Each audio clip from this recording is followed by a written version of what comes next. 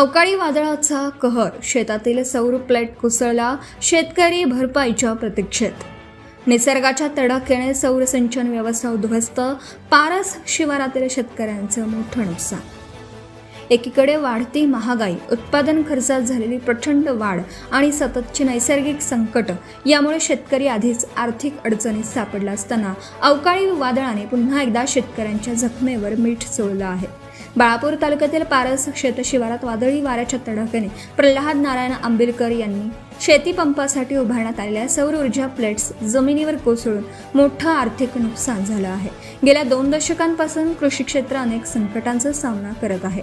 2010 पासून जिल्ह्यातील हजारो शेतकऱ्यांनी कृषी पंपांसाठी संबंधित विभागाकडे कोटेशनची रक्कम भरूनही अद्याप वीज जोडणी मिळालेली नाही. त्यामुळे जलसिंचनाचा पर्याय म्हणून अनेक शेतकऱ्यांनी मोठा खर्च करून सौर ऊर्जा पंप उभारले. या माध्यमातून शेतीचे उत्पादन वाढले आणि आर्थिक परिस्थिती सुधारेल अशी अपेक्षा शेतकऱ्यांनी ठेवली होती.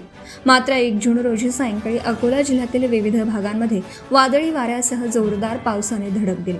या वादळाचा फटका पारस शिवारातील शेतकऱ्यांना बसला. जोरदार वाऱ्यामुळे सौर ऊर्जा प्लेट्सची संपूर्ण रचना कोसळून पडली.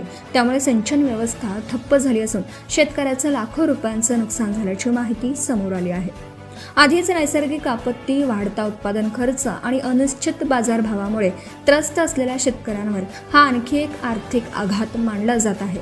संबंधित प्रशासनाच्या वतीने पंचनामा केला आहे. नुकसानग्रस्त शेतकऱ्याला तातडीने आर्थिक मदत व नुकसान भरपाई द्यावी अशी मागणी परिसरातील शेतकरी करत आहेत. सत्यशोधक न्यूज चॅनलसाठी मुख्य संपादक संतोष गवई, अकोला.